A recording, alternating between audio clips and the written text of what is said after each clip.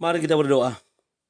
Bapa Surgawi, Bapa yang kami sembah dalam nama anak-Mu Tuhan Yesus, sungguh kami sangat bersyukur berterima kasih kepadamu Bapa untuk segala kasih kebaikan kemurahan Tuhan yang masih Tuhan nyatakan kepada kami sampai dengan pagi hari ini, di mana kami boleh tidur dengan tenang, bangun dengan selamat pada pagi hari ini tanpa kekurangan suatu apapun. Itu semua karena kasih kebaikan kemurahan Tuhan. Sebelum kami mulai aktivitas kami, izinkan kami terlebih dahulu untuk bersekutu dengan Tuhan, berdoa, memuji muliakan nama Tuhan, dan mendengarkan kebenaran firman Tuhan melalui channel YouTube ini. Berbicara bagi kami Tuhan, nyatakan kuasa-Mu, nyatakan isi hati-Mu, karena kami telah siap untuk mendengarkan kebenaran firman Tuhan. Dalam nama Yesus kami sudah berdoa dan mengucap syukur. Amin. Shalom ibu bapak saudara terkasih dalam nama Tuhan kita Yesus. Semangat pagi. Bertemu kembali di channel Rionando Butar-Butar dalam khotbah 5 menit aja toko 5 untuk renungan harian. Renungan pada hari ini saya ambil dari kitab Yeremia pasal yang ke-23 ayat yang ke-24. Demikian kesaksian firman Tuhan. Sekiranya ada seseorang menyembunyikan diri dalam tempat persembunyian, masakan aku tidak melihat dia? Demikianlah firman Tuhan.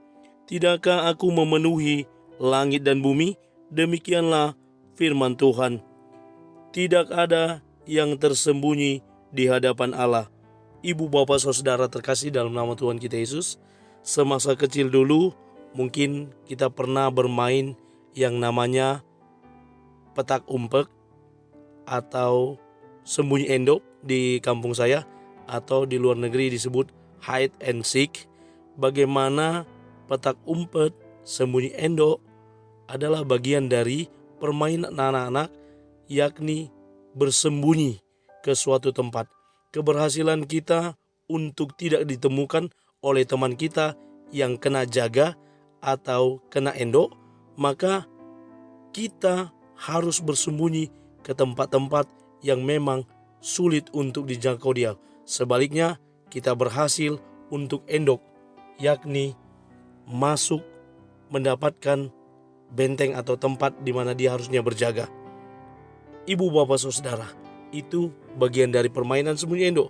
Dalam nats ini kita melihat bagaimana pernyataan Allah yang mengatakan bahwa sekiranya ada seseorang menyembunyikan diri dalam tempat persembunyian, Tuhan tahu tidak ada yang tersembunyi di hadapan Tuhan. Yunus juga ketika disuruh Tuhan untuk pergi memberitakan pertobatan ke Niniwe, sebaliknya dia malah lari dan bersembunyi. Tetapi Tuhan tahu, Tuhan kirimkan ikan besar, dan akhirnya singkat cerita dia ditelan oleh ikan besar tersebut. Ibu bapak saudara, demikian pula yang terjadi dalam nats ini. Allah berkata kepada nabi-nabi palsu, di mana Yeremia harus berhadapan dengan mereka. Nabi-nabi yang dipilih, ditentukan oleh raja sendiri di Israel, karena kerajaan itu sudah terbagi dua, dan mereka hanya bernubuat demi nama Baal, bukan demi nama Allah Israel, Allah yang disembah oleh Abraham, Ishak, dan Yakub. Sebaliknya, mereka semua berkata-kata menurut apa yang sedap di telinga saja, menurut apa yang dikatakan oleh raja untuk disampaikan.